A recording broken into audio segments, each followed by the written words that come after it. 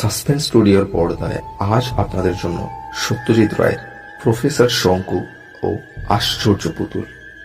প্রধান চরিত্রে প্রফেসর শঙ্কু গ্রেগর লেন্ডকুইস্ট, প্রফেসর আর্চিবাল্ড অ্যাক্রয়েড। শুরু হচ্ছে প্রফেসর শঙ্কু ও আশ্চর্য পুতুল।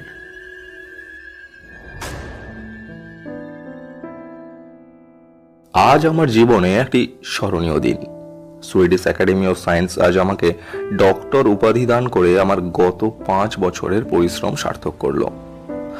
এক ফলের বীজের সঙ্গে আর এক ফলের বীজ মিশিয়ে এমন আশ্চর্য সুন্দর সুগন্ধ এবং সুস্বাদু নতুন ফল যে তৈরি হতে পারে, এটা আমার এই রিসার্চের আগে কেউ জানতো না। গত বছর সুইডেনের বৈজ্ঞানিক সভেন্ডেসন আমার গিরিডির ল্যাবরেটরিতে এসে আমার ফলের নমুনা দেখে এবং চোখে তো একেবারে দেশে ফিরে গিয়ে কাগজে লেখালেখির ফলে আমার এই আবিষ্কারের কথা বিদেশে ছড়িয়ে পড়ে। আমার আজকের এই সম্মানের জন্য সভেন্ডেসন অনেকখানি দায়ী। তাই এখন ডায়েরি লিখতে বসে তার প্রতি মন কৃতজ্ঞতায় ভরে উঠছে। সুইডেনে আগে আসিনি, এসেই ভালোই লাগছে। সুন্দর পরিষ্কার পরিচ্ছন্ন দেশ। এটা মে মাস, তাই 24 ঘন্টাই সূর্য দেখছি, কিন্তু সে সূর্য কেমন ঘোলাটে, নিস্তেজ। সব সময় মনে হয় সন্ধ্যা হয়ে আসছে। শীতকালে যখন রাত ফুরোতে চায় না, তখন না জানি লোকের কেমন অবস্থা হয়। শুনেছি 6 মাস রাত্রের পর প্রথম সূর্য আলো দেখে এখানে নাকি অনেক লোক আনন্দে আত্মহারা হয়ে আত্মহত্যা করে। আমরা যারা বিষুবরেখার কাছাকাছি থাকি তারা বোধহয় ভালোই আছি। বেশি উত্তরে ঠান্ডা দেশে যারা থাকে তাদের হিংসে করার কোনো কারণ নেই। এখানে কাজ সেরে নরওয়েতে যাওয়ার খুব ইচ্ছা ছিল। এর অবশ্য একটা কারণও আছে। বছর 4 আগে যখন ইংল্যান্ডে যাই, তখন বিখ্যাত প্রত্নতাত্ত্বিকবিদ প্রফেসর আর্চিবাল্ড অ্যাক্রয়েডের সঙ্গে বেশ ঘনিষ্ঠ আলাপ হয়। সাসেক্সে তার কটেজে একটা উইকেন্ডও কাটিয়ে এসেছিলাম। অ্যাক্রয়েড তখন নরওয়ে যাব করছেন, কারণ সেখানে নাকি লেমিং বলে ইঁদুর জাতীয় একটা অদ্ভুত জানোয়ার বাস করে। সেইটা তিনি স্টাডি করবেন। লেমিং এক আশ্চর্য প্রাণী। বছরের কোনো একটা সময় এরা কাতারে কাতারে জঙ্গল থেকে বেরিয়ে সমুদ্রের দিকে যাত্রা করে। পথে শেয়াল, নেকড়ে, ঈগল ইত্যাদির আক্রমণ অগ্রাহ্য করে ক্ষেতের ফসল নিঃশেষ করে সব শেষে সমুদ্রে পৌঁছে সেই সমুদ্রের জলেই ঝাঁপিয়ে পড়ে আত্মহত্যা করে। দুঃখের বিষয়, অ্যাক্রয়েডের স্টাডি বোধহয় অসমাপ্ত থেকে গিয়েছিল, কারণ গিরিডি থাকতেই কাগজে পড়েছিলাম নরওয়ে ভ্রমণে তার মৃত্যু সংবাদের কথা। অ্যাক্রয়েডের পক্ষে এটা সম্ভব হয়নি। আমার দ্বারা সেটা হয় কি না দেখবো বলেই নরওয়ে যাওয়ার কথা ভাবছিলাম। রাত্রে ডিনারের পর হোটেলে ফেরার কিছু পরে আমার ঘরের দরজায় টোকা পড়ল।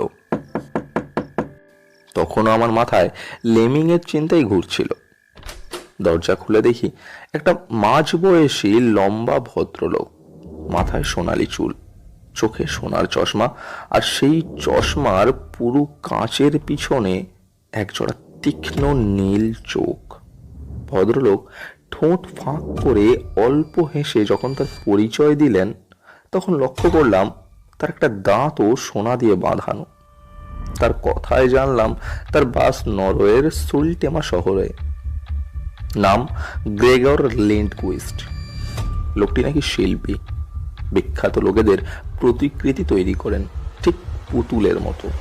অর্থাৎ গায়ের লং, চুল, নখ, পোশাক আশাক সব আসল মানুষের মতোই, কেবল সাইজ 6 ইঞ্চির বেশি নয়।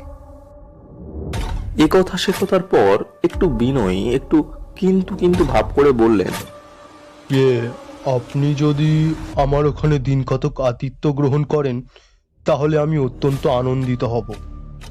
সেই অবসরে আপনার একটি পুতুল প্রতিকৃতি গড়ে নিতে পারবো। লেন্ডকুইস্ট আরো বলল যে তার কালেকশনে নাকি বিখ্যাত ভারতীয়দের কোনো পুতুল মূর্তি নেই, এবং আমি এই প্রস্তাবে রাজি হলে তিনি নিজেকে ধন্য মনে করবেন। কথায় কথায় আমার লেমিং সম্পর্কে জানবার আগ্রহটাও প্রকাশ পেয়ে গেল। তাতে ভদ্রলোক বললেন, লেমিং এর সন্ধানে বন বাজারে ঘোরার আগে তিনি তার বাড়িতেই নাকি একটা লেমিং সংগ্রহ করে আমাকে দেখাতে পারবেন। এরপরে আর আমার কিছু বলার রইল না। আগামী বৃহস্পতিবার ভদ্রলোকের সঙ্গেই নরওয়ে যাত্রা করব বলে স্থির করলাম। 17ই মে, দুদিন হলো সুলিটেলমা শহরে এসেছি। নরওয়ের উত্তর প্রান্তে কিওলেন উপত্যকায় এই শহরটি ভারী মনোরম।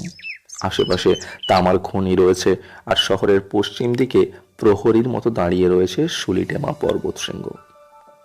6000 ফিটের মতো হাইট। কাজেই আমাদের হিমালয়ের এক একটি শৃঙ্গের কাছে একে সামান্য টিলা বলে মনে হবে। কিন্তু নরওয়েতে এই শৃঙ্গ উচ্চতায় দ্বিতীয় স্থান অধিকার করে। লিন্ডকুইস্ট আমাকে পরম যত্নে রেখেছেন। এর বাড়ির আশেপাশে আর কোনো বাড়ি টাড়ি চোখে পড়ে না। এমনি নরওয়ে দেশটায় লোক সংখ্যা কম, তার মধ্যেও লিন্ডকুইস্ট যেন একটি জনবিরল পরিবেশ বেছেই নিয়েছে। আমার এতে কোনো আপত্তি নেই। আমার গিরিডির বাড়িটাও নিরিবিলি জায়গা বেছেই আমি তৈরি করেছিলাম। লেমিংটাকে এখনো দেখা হলো না। 2-1 দিন সময় চেয়ে নিয়েছে লিন্ডকুইস্ট। এতেও আমার কোনো আপত্তি নেই, কারণ আমি হাতে বেশ কিছুটা সময় নিয়েই দেশ ছেড়েছি। আপাতত বিশ্রামের প্রয়োজন। ট্রাউট মাছ খাচ্ছি আর খুব ভালো চিজ খাচ্ছি। সব মিলিয়ে বেশ আরামেই আছি। তবে লিন্ডকুইস্টের একটা বাতিক মাঝে মাঝে কেমন যেন অস্বস্তি সৃষ্টি করে। সে আমার দিকে প্রায়ই এক দৃষ্টিতে চেয়ে থাকে। কথা বলার সময় চাহটা অতটা অস্বাভাবিক নয়, কিন্তু যখন দুজনে চুপচাপ বসে থাকি তখনও মাঝে মাঝে অনুভব করি যে সে আমার দিকে এক স্থির দৃষ্টিতে চেয়ে আছে। আজ সকালে কারণটা না জিজ্ঞাসা করে আর পারলাম না। লিন্ডকুইস্ট বিন্দুমাত্র অপ্রস্তুত না হয়ে বলল, কোনো লোকের পোর্ট্রেট করার আগে কিছুদিন যদি তাকে ভালো করে দেখা যায় তাহলে মূর্তি গড়ার সময় শিল্পীর কাজ নাকি অনেকটা সহজ হয়ে যায়। আমার আরো একটা প্রশ্ন চেপে রাখতে পারলাম না। বললাম, আপনার পুতুলগুলি কবে দেখাবেন?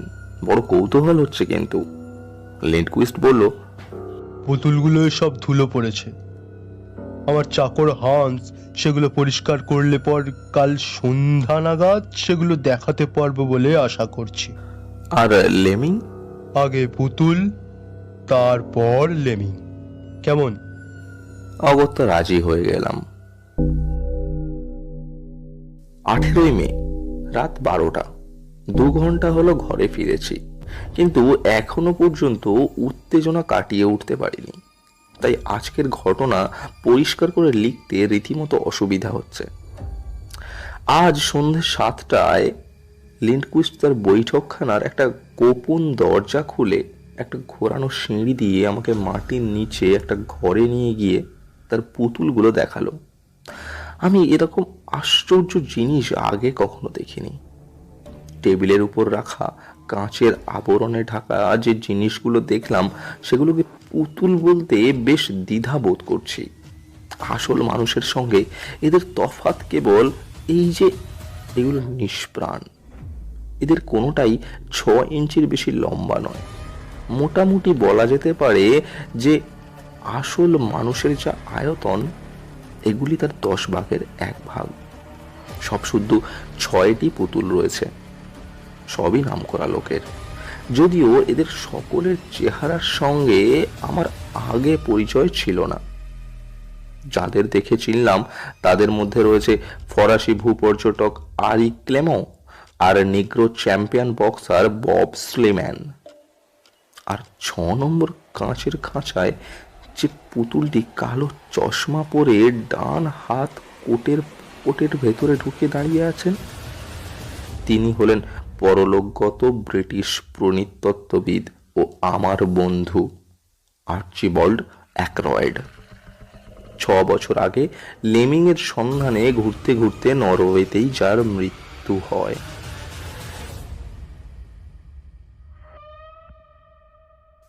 অ্যাকরয়েডের পুতুল দেখেই বুঝতে পারলাম পোর্ট্রেট হিসাবে এগুলি কি আশ্চর্য রকম নিখুঁত।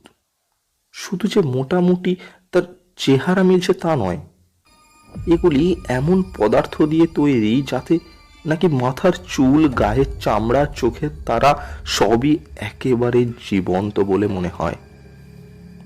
এই শেষ পুতুলটি দেখে তো নিঃশ্বাস বন্ধ হবার জোগাড়। অ্যাক্রয়েডের সামনে আমাকে এমন ভাবে দাঁড়িয়ে থাকতে দেখে লেন্ডকুইস্ট জিজ্ঞাসা করলো, কি হলো, একে চেনো নাকি? বললাম, বিলক্ষণ। ইংল্যান্ডে আলাপ হয়েছিল, প্রায় বন্ধুত্বই। লেমিং এর খবর ওর কাছেই তো পাই। নরওয়েতে ওর মৃত্যু হয় বলে শুনেছিলাম। তা হয়, তবে আমার ভাগ্যটা খুবই ভালো। মৃত্যুর কয়েকদিন আগেই আমার এখানে এসেছিলেন, আর তখনই ওই পুতুলটি তৈরি করে ফেলি। যাদের পুতুল দেখছো তাদের সকলেই আমার বাড়িতে থেকেই আমাকে সিটিং দিয়ে গেছে।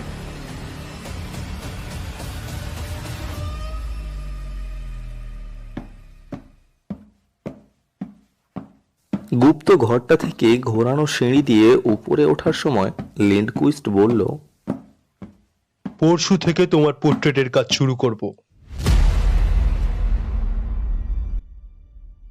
আমি ঘরে বসে ডায়েরি লিখছি, আর অ্যাক্রয়েডের সেই হাসি হাসি মুখটা আমার মনে পড়ছে। কোনো মানুষের পক্ষে এমন পুতুল যে তৈরি করা সম্ভব হতে পারে, এটা আমি কল্পনাও করতে পারিনি।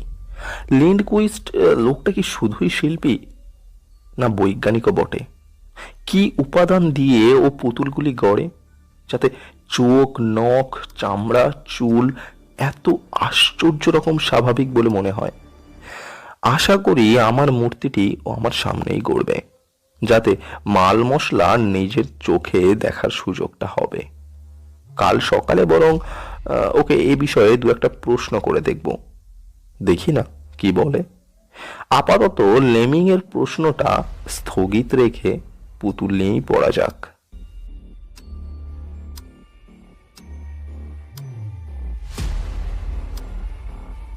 19শে মে, কাল রাত্রে একটা ঝোড়ো হাওয়ার সঙ্গে একটা তীব্র উগ্র গন্ধ নাকে আসতে ঘুমটা ভেঙে গিয়েছিল। গন্ধটা অনেকক্ষণ ছিল, কিছু পরিচিত এবং কিছু অপরিচিত জিনিস মেশানোর একটা নতুন গন্ধ। চেনার মধ্যে কপার সালফেট ও ফেরাস অক্সাইড, এছাড়া কেমন জানি একটা মিষ্টি মিষ্টি গন্ধ। সেটা কেমিক্যালও হতে পারে বা অন্য কিছু হতে পারে। মোট কথা, এ বাড়িতে কিংবা বাড়ির আশেপাশে কোথাও কেমিক্যাল নিয়ে কারবার চলছে। লিন্ডকুইস্ট যে বৈজ্ঞানিক, সে সন্দেহটা আরো দৃঢ় হলো। সকালে বুড়ো চাকর হান্স এসে বলল, বাবু তো বেরিয়েছেন, তা আপনাকে ওই অপেক্ষা না করে ব্রেকফাস্টটা খেয়ে নিতে বলেছেন। খাওয়া দাওয়া সেরে বাড়ির ভেতর এবং আশপাশটা একটু পায়চারি করে দেখলাম। এখানে সেখানে ঝোপের ঝাড়ের পেছনে ফ্লাক্স, টেস্ট টিউবের টুকরো এবং মোর্চে ধরা বুনসেন বার্নার দেখে আমার মনে আর কোনো সন্দেহই রইল না। পুতুলগুলোর পিছনে কোনো না কোনো একটা বৈজ্ঞানিক কারসাজি নিশ্চয়ই রয়েছে। আমার চোখে ধুলো দেওয়া অত সহজ নয়। একটা খটকা কেবল মনে খোঁচা দিচ্ছে। যে বৈজ্ঞানিক, সে আরেকজন বৈজ্ঞানিকের কাছে নিজেকে শিল্পী বলে কেন পরিচয় দেবে? 9:30 নাগাদ যখন ঘরে ফিরছি, তখনও লেন্ডকুইস্টের দেখা নেই। হান্সকে জিজ্ঞেস করাতে সে তার ফেরার টাইম কিছু বলতে পারল না। একা ঘরে বসে থাকতে থাকতে মাথায় হঠাৎ একটা বদ বুদ্ধি খেলে গেল। দিনের বেলা পুতুলগুলিকে আরেকবার দেখে আসতে পারলে কেমন হয়? গুপ্ত ঘরের দরজাটা খোলার একটা সংকেত আছে। দরজার হাতলটা কিছুক্ষণ এদিক ওদিক ঘুরিয়ে তারপর সেটাকে একটা টান দিলেই খুলে যায়। গতকাল লিন্ডকুইস্ট হাতলটা নিয়ে কবার ডান দিক বাঁ দিকে ঘুরিয়ে তারপর টানটা দিয়েছিল, সেটা আমি মনে মনে মুখস্থ করে রেখেছিলাম। সাধারণ লোকের পক্ষে অবশ্য এই কাজটা সম্ভব হতো না। হান্সকে ডেকে বললাম, আমার একটা জরুরি টেলিগ্রাম পাঠানোর দরকার। তুমি যদি কাজটা করে দিতে পারো, আমার ঠান্ডা দেশেও এসে একটু হাতে হাঁটুতে কাঁপ ধরছে আর কি। এতটা পথ হাঁটতে ভরসা পাচ্ছি না। হান্স অবশ্যই তৎক্ষণাৎ রাজি হয়ে গেল। আমিও আমার বাড়ির চাকর প্রহ্লাদের নামে একটা আজগুবি টেলিগ্রাম লিখে হান্সকে টাকা দিয়ে পাঠিয়ে দিলাম। হান্স রওনা হবার আরো 5 মিনিট অপেক্ষা করে বাড়ির গেটের বাইরে রাস্তায় গিয়ে দাঁড়ালাম। এদিক ওদিক চাইলে বহুদূর অবধি দেখা যায়। লিন্ডকুইস্টের কোনো চিহ্ন দেখলাম না। বুঝলাম সে ফিরলেও 15 মিনিট আগে নয়। ভেতরে ফিরে এসে গুপ্ত দরজায় মুখস্থ মাফিক হাতলটা এদিক ওদিক ঘোরানো শুরু করলাম। যথাসময়ে একটা খচ শব্দে দরজাটা খুলে গেল। পকেটে টর্চ ছিল, সেটা জেলে ঘোরানো সিঁড়ি দিয়ে নিচে নেমে গেলাম। গুপ্ত ঘরে পৌঁছে একটা করে কাঁচের খাঁচাগুলোর উপর আলো ফেলে দেখতে শুরু করলাম। কালকের চেয়ে কোনো বিশেষ তফাৎ চোখে পড়ল না। এই নম্বরে সেইটি ইটালিয়ান গায়ক, নাম বোধহয় মারিও বতিস্তা। 2 মুষ্টিযোদ্ধা বব স্লিম্যান। 3 ফরাসি পর্যটক আরি ক্লেমো। 4 জাপানি সাঁতারু হাকিমাতো। 5 সেই জার্মান কবি, নামটা মনে নেই। আর 6 আমার বন্ধু অ্যাক্রয়েড। আমি টর্চটা নিয়ে অ্যাক্রয়েডের খাঁচার দিকে এগোলাম। খাঁচাগুলি বেশ, এরকম জিনিস আগে দেখিনি কখনো। একরকম কাঁচের আবরণ থাকে মন্দিরের চূড়োর মতো, যাতে অনেক সময় ভালো ঘড়ি কিংবা মূর্তি ঢাকা দেওয়া যাবে। এ কতকটা সেই রকম, কিন্তু তফাৎ এই যে এতে আবার একটা দরজা আছে এবং তাতে কবজা ও চাবি লাগানোর বন্দোবস্তও আছে। অবশ্যই ইচ্ছে করলে পুরো ঢাকনাটাই হাত দিয়ে তুলে ফেলা যায়। আমি কাঁচের সঙ্গে প্রায় মুখ লাগিয়ে দিয়ে অ্যাক্রয়েডের পুতুলটা দেখতে লাগলাম। দেখতে দেখতে মনে হলো গতকালের ভঙ্গির সঙ্গে সামান্য একটু তফাৎ। কালকে যেন ডান হাতটা পকেটের মধ্যে আর একটু বেশি ঢোকানো মনে হচ্ছিল। না, আমার চোখের ভুল। এমনিও হতে পারে যে পুতুলগুলির অঙ্গ প্রত্যঙ্গ নাড়ানোর ব্যবস্থা করা আছে। লিন্ডকুইস্ট হয়তো মাঝে মাঝে দরজা খুলে তাদের দাঁড়াবার ভঙ্গিটা একটু বদল করে দেয়, কিংবা হয়তো পুতুলগুলোকে ঝাড়পোছ করার সময় হাত পা একটু নড়ে যায়। একবার খুলে পরীক্ষা করে দেখলে কেমন হয়। কিন্তু অ্যাক্রয়েডের পুতুলটায় হাত দিতে কেমন জানি সংকোচ বোধ হলো। তাই জাপানি সাঁতারুর পুতুলের ঢাকনাটা খুলে সেটা আস্তে করে হাতে তুলে নিলাম। নিয়েই বুঝলাম যে হাত পা নড়ানোর কোনো উপায় লিন্ডকুইস্ট রাখেনি। পুতুলগুলো একেবারে অসাড় এবং অনড়। কাঁচের ঢাকনার চাপা দিয়ে ঘোরানো সিঁড়ি দিয়ে উঠে গুপ্ত দরজা বন্ধ করে নিজের ঘরে ফিরে এলাম। লিন্ডকুইস্ট ফিরল প্রায় 12:30টায়। দুপুরে খাবার টেবিলে তাকে বললাম, আজ একটু পড়াশোনা করার ইচ্ছে হচ্ছে। তোমাদের এখানে শুনেছি বেশ ভালো একটা পাবলিক লাইব্রেরি আছে, একবার যাওয়া যায় কি? লিন্ডকুইস্ট বলল, স্বচ্ছন্দে, আমি রাস্তা বাতলে দেব। আজই যাও, কারণ কাল থেকে তো তোমায় সিটিং দিতে হবে। আমি বিশ্রাম না করেই বেরিয়ে পড়লাম। মনের মধ্যে কেমন জানি একটা অস্পষ্ট সন্দেহ উঁকি মারছিল। সেই কারণেই কিছু পুরনো খবরের কাগজ ঘাঁটার দরকার হয়ে পড়েছিল। 3.5 ঘন্টা লাইব্রেরিতে বসে লন্ডন টাইমস কাগজের ফাইল ঘেঁটে মনের গভীর সন্দেহ, উত্তেজনা ও উদ্বেগ নিয়ে বাড়ি ফিরলাম। 2 বছর আগের 11ই সেপ্টেম্বর টাইমস কাগজে আর্চিবল্ড অ্যাক্রয়েডের মৃত্যু সংবাদ পড়ে জানতে পারলাম যে অ্যাক্রয়েড কিভাবে এবং কোথায় মারা গিয়েছিল তা জানা যায়নি। নরওয়ে ভ্রমণকালে তিনি নিখোঁজ হয়ে যান। তাকে শেষ দেখা গিয়েছিল ফিওর্ড পরিভ্রমণের উদ্দেশ্যে একটা নৌকায় চাপতে। সেই নৌকাটিরও কোনো খোঁজ পাওয়া যায়নি, কাজেই ধরে নেওয়া হয়েছিল যে নৌকোডুবির ফলেই অ্যাক্রয়েডের মৃত্যু ঘটে। বব স্লিম্যান, হাকিমাতো ও আরি ক্লেমোর মৃত্যু সংবাদও পড়লাম। এরা সকলেই ইউরোপে নিখোঁজ হয়েছেন এবং সকলকেই অনেক অনুসন্ধানের পর মৃত বলেই ধরে নেওয়া হয়েছিল। বাড়ি ফিরে এসে বাকি দিনটা যথাসাধ্য স্বাভাবিকভাবেই কাটিয়ে দিতে চেষ্টা করলাম। লেমিং সম্পর্কে কৌতূহলটা মন থেকে প্রায় মুছে গেছে। রাত্রে খেতে বসে লিন্ডকুইস্ট বলল, শঙ্কু, তুমি মদ খাও না? আমাদের দেশের একটা ভালো ওয়াইন একটু চেখে দেখবে নাকি? আমার অবশ্য বিশেষ মদটা রোচে না, বুঝলে, তবে লোকে খুব ভালো বলে। একটু দেখো না খেয়ে।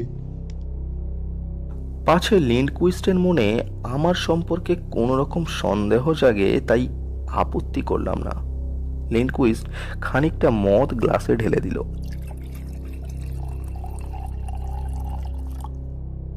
গ্লাসটা ঠোঁটের কাছে আনতেই কেমন জানি একটা সন্দেহজনক গন্ধ পেলাম। তাও সামান্য একটু চুমুক দিয়ে সেটাকে ন্যাপকিনে ফেলে দিলাম। এ ব্যাপারে তোমারও আমার রুচি একই রকম। তার চেয়ে বরং তুমি যেটা পান করছো সেটাই একটু আমাকে দাও না। লিন্ডকুইস্ট মদের মধ্যে ঘুমের ওষুধ দিয়েছিল, এ বিষয়ে আমার কোনো সন্দেহ নেই। তবে অভিসন্ধিটা আমার কাছে ক্রমশ স্পষ্ট হয়ে আসছে। আজ রাতটা যে করে হোক জেগে থেকে ও কি করে সেটা দেখতে হবে।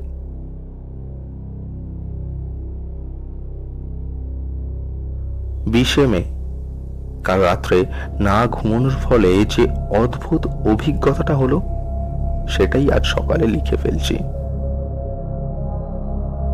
লিন্ডকুইস্টের এই কাঠের বাড়িতে দরজার চৌকাঠ বলে কিছু নেই, ফলে হয় কি পাশের ঘরে আলো জ্বালালে দরজা বন্ধ থাকলেও তা তলার ফাঁক দিয়ে সেই আলোটা দেখা যায়। লিন্ডকুইস্টের বৈঠকখানায় কুকলকে কোকিল তখন সবে 12টার ডাক ডেকেছে।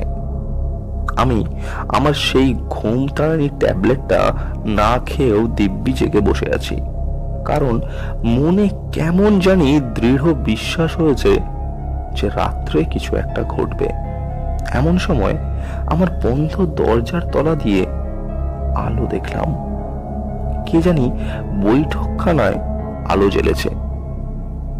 কিছুক্ষণ সব চুপচাপ, তারপরেই একটা পরিচিত শব্দ শুনতে পেলাম।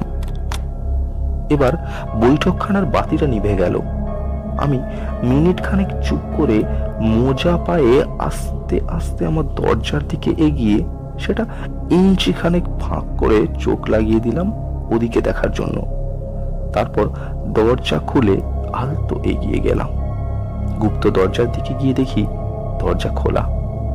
বিপদের আশঙ্কা সত্ত্বেও তখন একটা অদম্য বৈজ্ঞানিক কৌতূহল আমাকে পেয়ে বসেছে।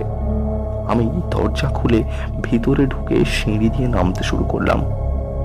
3.5 পাক নামলে তারপর পুতুলের ঘরে পৌঁছানো যায়। 3 পাকের শুরুতেই একটা অদ্ভুত শব্দ আমার কানে এলো। আমার কান, শুধু কান কেন, আমার সব ইন্দ্রিয়ই সাধারণ মানুষের চেয়ে অনেক বেশি সজাগ। তবুও এই শব্দটা এতই নতুন যে এটা চিনতে আমার বেশ কিছুটা সময় লাগলো। অবশেষে হঠাৎ চিনে পেরে বিস্ময় এবং আতঙ্কে আমার রক্ত হিম হয়ে গেল। এ হলো মানুষের চিৎকার, কিন্তু গলার স্বরটা সাধারণ মানুষের চেয়ে অনেক অনেক গুণ তীক্ষ্ণ ও মিহি। চিৎকারের ভাষাটা জাপানি। আমার বুঝতে বাকি রইল না যে ওই জাপানি পুতুল সাঁতারু হাকিমতোই কোনো বিপন্ন অবস্থায় পড়ে এভাবে আর্তনাদ করছে। আমি স্তম্ভিত হয়ে চিৎকারটা শুনছি। এমন সময় হঠাৎ সেটা থেমে গেল এবং টাং করে কাঁচের শব্দ। এই শব্দেরও কারণ অনুমান করা কঠিন নয়। কাঁচের দরজাটা বন্ধ করে দিল লিন্ডকুইস্ট। আমার কৌতূহল এখন সব ভয়কে ছাপিয়ে উঠেছে। আমি সিঁড়ির বাকি ধাপ কটা নেমে গিয়ে দেওয়ালের পাশে গলাটা বাড়িয়ে দিলাম। লিন্ডকুইস্ট একটা চাবি দিয়ে সেই ফরাসি পর্যটকের খাঁচাটা খুলছে। তারপর হাত ঢুকিয়ে মুঠো করে পুতুলটাকে বাইরে বের করে এনে তার গায়ে বাঁ হাত দিয়ে কি যেন একটা ঠেকাতেই পুতুলটা হাত পা ছুটতে আরম্ভ করলো এবং তারপর শুরু হলো ক্ষীণ মিহি সেই সুরে আর্তনাদ। লিন্ডকুইস্টের ব্যবহারে কোনো বিচলিত হওয়ার লক্ষণ দেখলাম না। সে আর্তনাদ অগ্রাহ্য করে একটা ছোট্ট ড্রপার দিয়ে পুতুলের হাঁ করা মুখে কি যেন পুড়ে দিচ্ছে। আস্তে আস্তে পুতুলের হাত পা ছোঁড়া থেমে গেল। তারপর লিন্ডকুইস্ট আগের সেই প্রথম জিনিসটা পুতুলের গায়ে ঠেকাতেই সেটার হাত পা অসাড় হয়ে আগের অবস্থায় চলে এলো। লিন্ডকুইস্ট সেটাকে খাঁচার মধ্যে পুরে দাঁড় করিয়ে দিয়ে দরজায় চাবি বন্ধ করে দিল। আমি আমার জায়গায় বিহল অথচ তন্ময় হয়ে দাঁড়িয়ে রইলাম। তার পিছনেই 10 হাতের মধ্যেই যে আমি দাঁড়িয়ে রয়েছি সেটা লিন্ডকুইস্টের খেয়ালই হলো না। এরপরে অ্যাক্রয়েডের পালা। উন্মাদ বৈজ্ঞানিকের হাতের মুঠোয় অ্যাক্রয়েডের শোচনীয় অবস্থা দেখে আমার ক্রোধ ও উত্তেজনা সংবরণ করা কঠিন হচ্ছিল। এমন সময় হঠাৎ দেখলাম অ্যাক্রয়েডের ছটফটানি থেমে গেল। এত দূর থেকেও মনে হলো তার মাথাটা যেন আমার দিকেই ঘোরানো। তারপর পরিষ্কার মার্জিত ইংরেজি উচ্চারণে অতি কষ্টে মিহি চিৎকারেরও, শঙ্কু, তুমি এখানে কি করছো? পালাও, পালাও। পুতুলের মুখে আমার নাম শোনা মাত্র লিন্ডকুইস্ট বিদ্যুৎ বেগে সিঁড়ির দিকে দৃষ্টি ঘোরাতেই আমিও ঘুরে 3-4 সিঁড়ি একসঙ্গে উঠে বৈঠকখানা পেরিয়ে ঊর্ধ্বশ্বাসে আমার ঘরে ঢুকে দরজা বন্ধ করে দিলাম। কিন্তু আশ্চর্য, লিন্ডকুইস্ট আমার ঘরের দিকে এলো না। এখন সকাল 9টা। ব্রেকফাস্টের জন্য আমার ডাক পড়েনি। এটাও বুঝতে পেরেছি যে আর ডাক পড়বে না। আমার ঘরের দরজাটা বাইরে থেকে বন্ধ করে দেওয়া হয়েছে।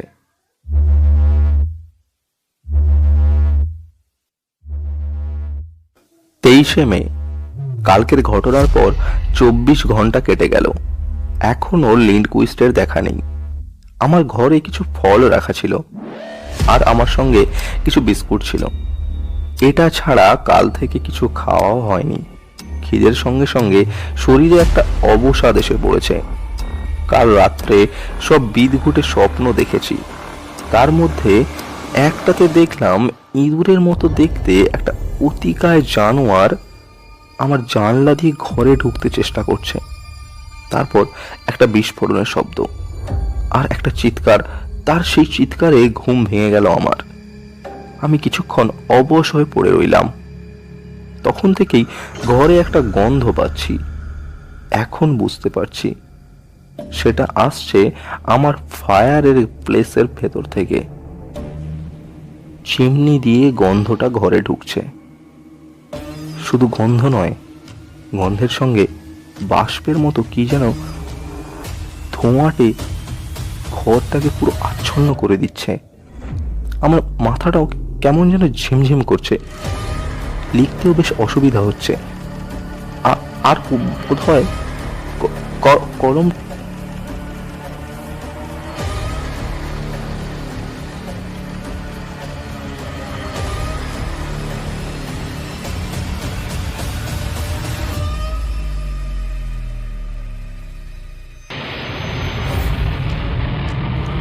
জুন। আমি সুস্থ আছি বলবো না, তবে বেঁচে যে আছি এটাই বা কি কম আশ্চর্যের কথা। স্ক্যান্ডিনেভিয়ান এয়ারওয়েজের ভারতগামী প্লেনে বসে ডায়েরি লিখছি। ডিনারে ট্রাউট মাছ দিয়েছিল, খাইনি। লিন্ডকুইস্টের বাড়িতে খাওয়া কোনো কিছুই আর কোনোদিন খেতে পারবো কিনা জানি না। সুলিটেলমার পুরো ঘটনাটা মন থেকে চিরকালের জন্য মুছে ফেলার কোনো বৈজ্ঞানিক উপায় আছে কিনা সেটা গিরিডিতে গিয়ে ভেবে দেখতে হবে। যাই হোক, আপাতত ঘটনাটা আমার এই ডায়েরিতে লিখে রাখি, কারণ এ ধরনের পৈশাচিক কাণ্ড কারখানার একটা বিবরণ দেওয়া থাকলে আর কিছু না হোক ভবিষ্যতে একটা ওয়ার্নিং এর কাজ করতে পারে। আমার 23শে মের বিবরণে ধোঁয়ার গন্ধের কথা বললাম। গন্ধটা কখন যে আমাকে অজ্ঞান করে দিয়েছিল সেটা আমি টেরই পাইনি। জ্ঞান যখন হলো তখন মনে হলো আমি একটা বিশাল ঘরের মধ্যে শুয়ে আছি। ঘরের ছাদটা এতই উঁচু যে আমি ভালো করে দেখতেই পাচ্ছি না। প্রথমে মনে হলো আমি হয়তো কোনো গির্জার ভেতরে রয়েছি, কিন্তু তারপর ভালো করে দেখতে ছাদের কড়ি বর্গাগুলো চোখে পড়ল, আর সেগুলো কেমন যেন চেনা মনে হলো। যে জিনিসটার উপর শুয়ে আছি সেটা পিঠের তলায় কেমন নরম নরম মনে হচ্ছিল, তবে সেটা বিছানা নয়, কারণ সেটা স্থির থাকছিল না। তন্দ্রা ভাবটা কেটে গেলে আমার মাথায় একটু ডান দিকে ঘোরাতেই তীব্র আলোয় আমার চোখটা প্রায় ঝলসে গেছিল। সেই আলোটাও যেন অস্থির, মাঝে মাঝে আমার চোখে পড়ছে, আমার মাঝে মাঝে সরে যাচ্ছে। একবার আলোটা সরে গিয়ে আমার চোখটা কিছুক্ষণ রেস্ট পাওয়াতে সব ব্যাপারটা বুঝতে পারলাম। আলোটা আসছিল দুটি বিরাট গোল কাঁচ থেকে রিফ্লেক্টেড হয়ে। কাঁচের পিছনে জ্বলজ্বল করছে দুটি মসৃণ নীল চক্র, তার মাঝখানে আবার অপেক্ষাকৃত দুটি ছোট কালো চক্র। এই কালো বিন্দু সমেত নীল চক্র দুটিও স্থির নয়, এদিক ওদিক নড়ছে, আর মাঝে মাঝে আমার দিকে চাইছে। হ্যাঁ, চাইছেই বটে, কারণ ও দুটো আসলে চোখ, লেন্ডকুইস্টের চোখ। কাঁচ দুটো লেন্ডকুইস্টের সোনার চশমা।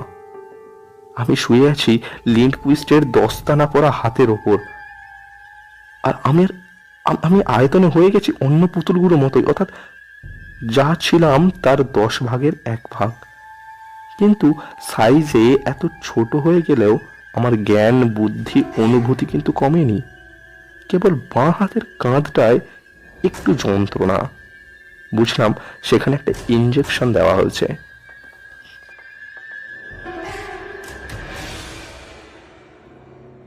লেন্ডকুইস্ট এবার আমার উপর ঝুঁকে পড়ল। তার গরম নিঃশ্বাস আমার শরীরের উপর অনুভব করলাম। এইবার তার ঠোঁটটা ফাঁক হতেই সোনার দাঁতটা ঝলমল করে উঠল, আর সঙ্গে সেই মদের গন্ধ, আরো উত্তপ্ত হওয়া লেন্ডকুইস্টের কথা। আমার হবিটা কেমন বলো তো শঙ্কু? বেশ নতুন ধরনের নাকি? লোকে ডাক টিকিট জমায়, দেশলাইয়ের লেবেল জমায়, পূর্ণ টাকা জমায়, অটোগ্রাফের খাতায় লোকের সই জমায়, আর আমি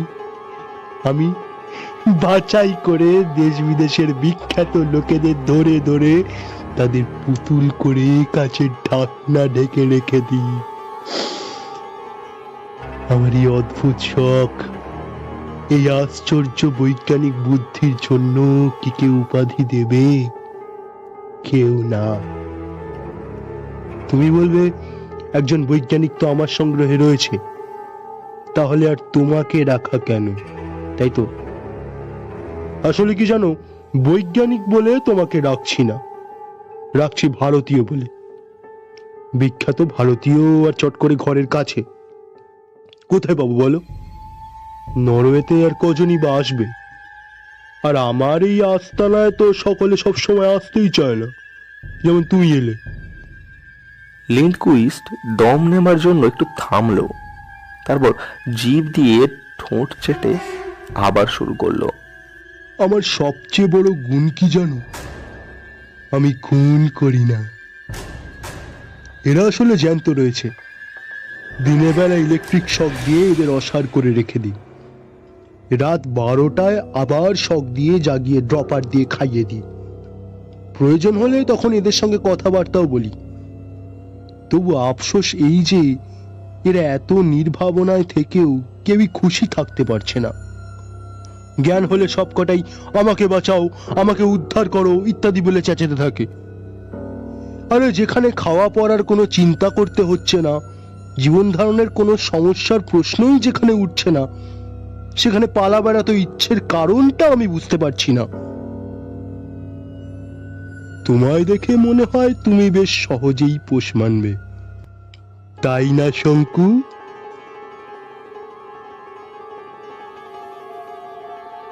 লিন্ডকুইস্ট তার কথা শেষ করে আমাকে তার হাত থেকে নামিয়ে টেবিলের উপরে শোয়ালো। তারপর আমার কোমরে এবং আমার বুকের ওপর একজোড়া স্ট্র্যাপ আটকে আমাকে বন্দি করে ফেললো। আমি আপত্তি বা গায়ের জোর দেখানোর কোনো চেষ্টাই করলাম না, কারণ আমি জানতাম যে তাতে কোনো ফলই হবে না। এখন যেটা দরকার সেটা হচ্ছে মাথাটাকে ঠান্ডা রাখা এবং আমার এই ক্ষুধে অবস্থায় কেবল বুদ্ধি খাটিয়ে কিভাবে লিন্ডকুইস্টকে শায়েস্তা করা যায় সেইটে ভেবে স্থির করা। লিন্ডকুইস্ট বলেছে যে ক্ষুধে মানুষকে অসাড় পুতুলে পরিণত করতে হলে ইলেকট্রিকের শক দিতে হয়, কিন্তু আমাকে ইলেকট্রিকের শক দিয়ে লিন্ডকুইস্ট বিশেষ সুবিধা করতে পারবে না, কারণ আমার গেঞ্জির নিচে আমার সেই কার্বোথিনের পাতলা জামাটা রয়েছে। সেবার গিরিটে ঝড়ের মধ্যে আমার বাগানে গাছের চারাগুলোকে বাঁচাতে গিয়ে কাছাকাছি একটা তাল গাছে বাজ পড়ায় আমি অজ্ঞান হয়ে গিয়েছিলাম।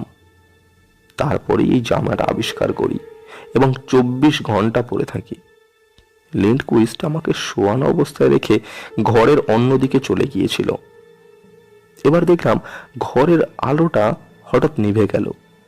তারপর কাঠের টেবিলটা টানার শব্দ পেলাম, তারপর কাঁচের ঠুংঠাং আওয়াজ, তারপর একটা সুইচ চালানোর সঙ্গে সঙ্গেই আমার গায়ের উপর তীব্র আলো এসে পড়ল। তারপর দেখলাম লিন্ডকুইস্টের চশমার ঝলসানি। লিন্ডকুইস্ট আমার দিকে এগিয়ে আসছে। এবার একটা দৈত্যের মতো হাতটা নেমে এলো আমার দিকে, তাতে একটা ইলেকট্রিকের তার লক্ষ্য করলাম। লিন্ডকুইস্টের ঠোঁটের কোণে একটা বিশ্রী হাসি, তারপর ঠোঁট দুটো ফাঁক হয়ে আবার সোনার দাঁতটা দেখা গেল, আর চাপা কর্কশ স্বরে কথা এলো, এসো বাছাধন, আমার 7 নম্বরের পুতুল, এসো এসো।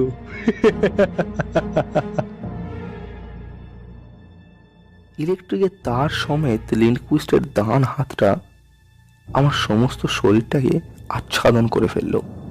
আমার স্নায়ুর ভিতরে একটা সামান্য শিহরণে বুঝতে পারলাম যে লিন্ডকুইস্ট তারটা আমার গায়ে ঠেকিয়েছে। প্রায় 5 সেকেন্ড সে তারটাকে একইভাবে ঠেকিয়ে রেখে তারপর সেটাকে সরিয়ে নিল। আমি মটকা মেরে মরার মতো পড়ে রইলাম। ঘরের বাতি জ্বলে উঠল। লিন্ডকুইস্ট আমার স্ট্র্যাপগুলো আলগা করে দিয়ে আমাকে হাতে তুলে নিল। আমি হাত পাগুলোকে টান টান করে রইলাম, যেন পুতুল হয়ে গেছি। লিন্ডকুইস্ট আমাকে তার নতুন একটা টেবিলে নতুন একটা কাঁচের খাঁচার মধ্যে রেখে খাঁচার চাবিটা বন্ধ করে দিয়ে চলে গেল। ঘরের বাতি নিভিয়ে দিল। তারপর ঘোরানো সিঁড়ি দিয়ে ভারী পায়ে উপরে উঠে যাওয়ার শব্দ পেলাম। গুপ্ত দরজা বন্ধ হওয়ার শব্দটাও কানে এলো।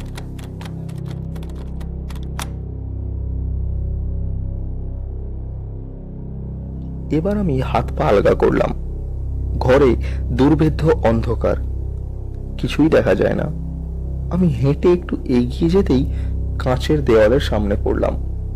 হাত দিয়ে ঠেলে দেখি সেটা রীতিমতো ভারী, এক চুলও নাড়ানো সম্ভব নয়। কাঁচের গায়ে ঠেস দিয়ে বসে ভাবতে লাগলাম। নরওয়েজীয় বুনো শেয়ালের ডাক শোনা যাচ্ছে মাঝে মাঝে। কাঁচের ঢাকনা আর টেবিলের মাঝখানে সামান্য যে ফাঁক রয়েছে সেইখান দিয়ে এই শব্দ আসছে, এবং এই চুল পরিমাণ ফাঁক দিয়েই যে হাওয়া ঢুকছে সেটাই আমার নিঃশ্বাস নেওয়ার পক্ষে যথেষ্ট। উপরে বৈঠকখানা থেকে কুকু ক্লকের শব্দ শুনলাম। 3টে বাজলো। রাত না দিন তা বোঝার উপায় নেই। আধো আধো ঘুমের আমেজ অনুভব করলাম। পা দুটোকে সামনে ছড়িয়ে দিয়ে গাটাকে এলিয়ে দিলাম। নিজের অবস্থার কথা নিজেই ভাবতে ভাবতে হাসি পেল। আমি ত্রিলোকেশ্বর শঙ্কু, সুইডিশ একাডেমি অফ সায়েন্স কর্তৃপক্ষ দ্বারা সম্মানিত বিশ্ববিখ্যাত বাঙালি বৈজ্ঞানিক, আর একজন নরওয়েজীয় পাগলের হাতে পুতুল অবস্থায় বন্দী। গিরিডির কথা মনে পড়ছে। উশ্রী নদী, খান্ডুলি পাহাড়, আমার বাড়ি, আমার বেড়াল নিউটন, চাকর প্রহ্লাদ, আমার ল্যাবরেটরি, আমার বাগানের উত্তর দিকে সেই গোলঞ্চ গাছ, আমার কত অসমাপ্ত কাজ, কত গবেষণা।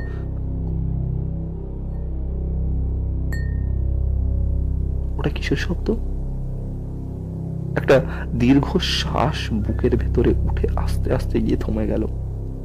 আমি পা দুটোকে টেনে নিয়ে সোজা করে বসলাম। আমি উঠে দাঁড়ালাম।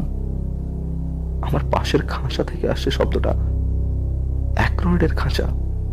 এ কি? এ যে মর্স কোড, টেলিগ্রাফের টরেক্কাটার ভাষা। আর এ ভাষা যে আমিও জানি। আমিও কাঁচের গায়ে হাত ঠুকে জানালাম, আবার বলো। আবার টুংটুং শব্দ হলো। আমি মনে মনে তার মানে করতে লাগলাম। অ্যাক্রয়েড বলল, আমারও কার্বদিনের পোশাক, আমিও পুতুল সেজে আছি। তুমি যেদিন এলে দেখে আনন্দ হলো, ভয়ও হলো, কিন্তু প্রকাশ করি। আমিও টুংটুং করলাম। দ্বিতীয় দিন যখন একা ছিলাম। একা এসেছিলে? দেখিন, বোধহয় ঘুমাচ্ছিলাম। দাঁড়িয়ে ঘুমানো অভ্যাস করছি। সেদিন রাত্রে আর থাকতে পারলাম, চেঁচাতে বাধ্য হলাম। কদিন আছো এখানে? 2 বছর, সেই আমার মৃত্যুর সময় থেকে। এই 2 বছরে অনেক দেখেছি, জেনেছি, ভেবেছি। এইবার বোধহয় পালাবার সুযোগ এসেছে। মানুষ হয়ে না পুতুল?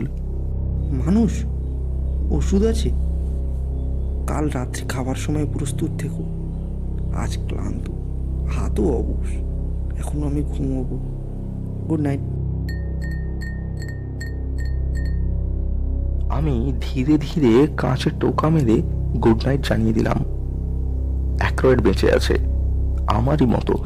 কার্বোথিনের ফর্মুলা আমি ওকে দিয়েছিলাম, কিন্তু পালানোর কি উপায় ও আবিষ্কার করেছে তা জানি না। আবার মানুষ হয়ে গিরিডিতে ফিরতে পারবো অক্ষত দেহে? জানি না।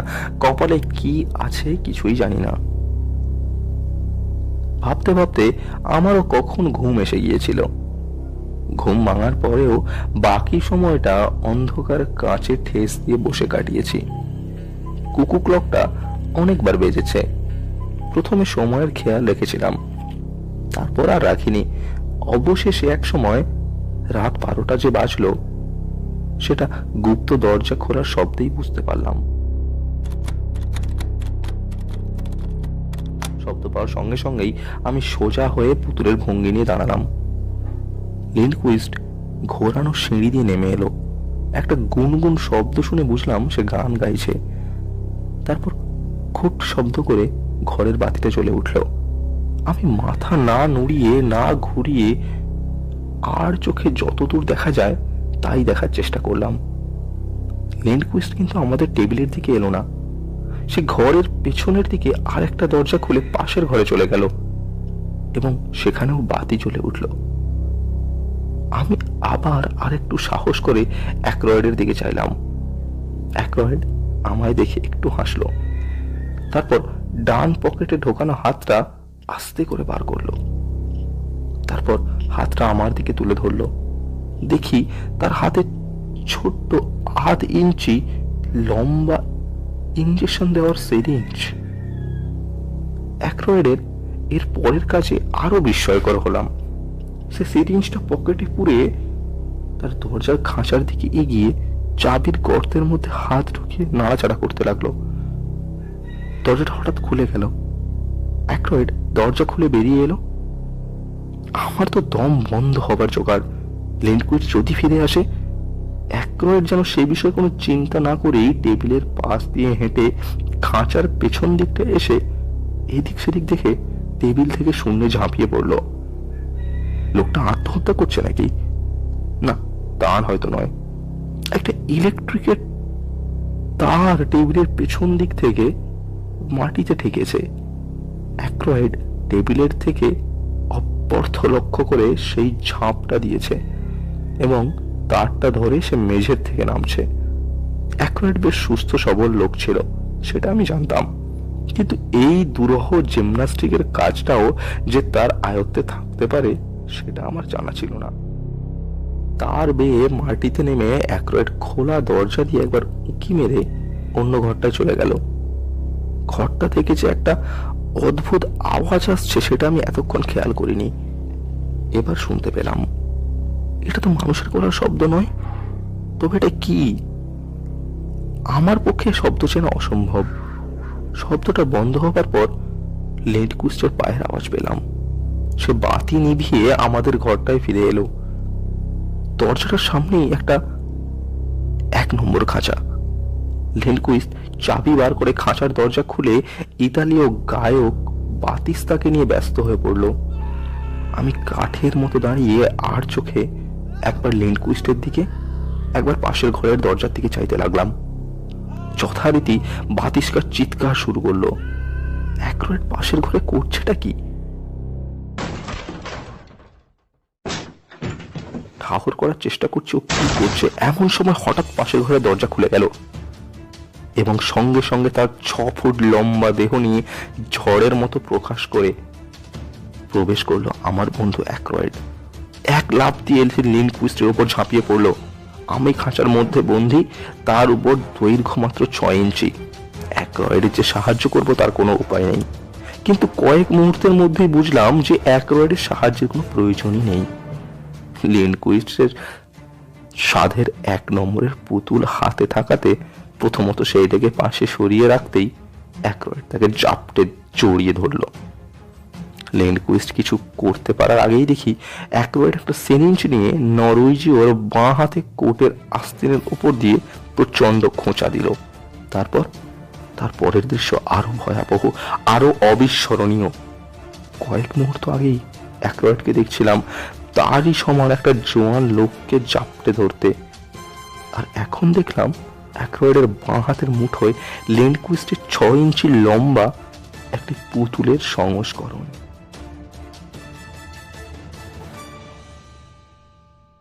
অ্যাক্রয়েড অবজ্ঞা ভরে পুতুলটিকে টেবিলের উপর ফেলে দিয়ে তার গায়ে বৈদ্যুতিক তারটা ঠেকিয়ে সেটাকে অসাড় করে দিল।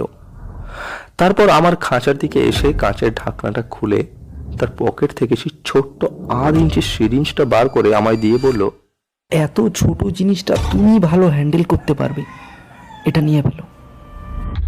আমি আর দ্বিরুক্তি না করে ইঞ্জেকশনটা নিয়ে নিজের আয়তনে ফিরে এলাম। কিন্তু এই ওষুধ অ্যাক্রয়েড পেল কি করে?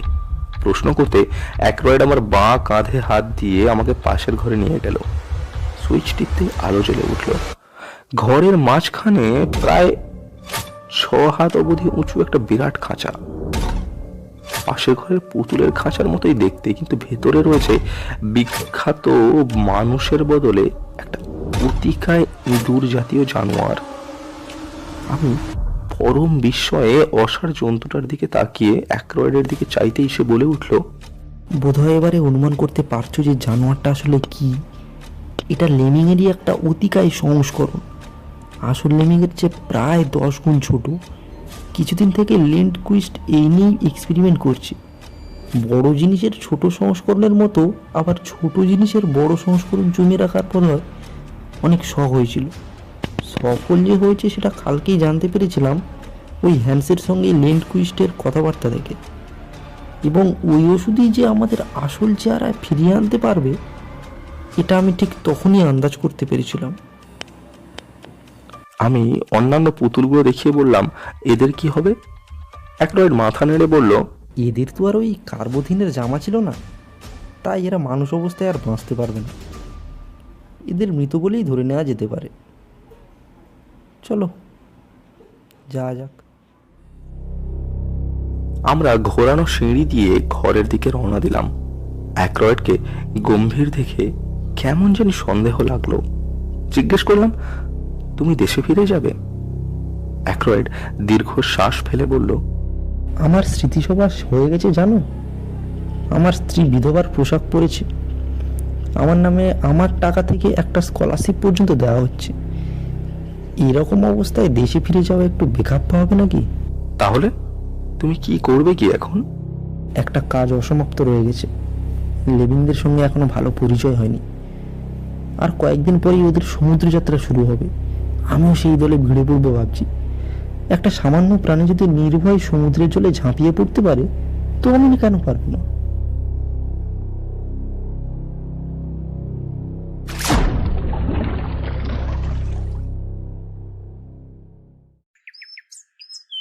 বারোই জুন, গিরিডিতে ফেরার 4 ঘন্টা পর এই ডায়েরি লিখছি।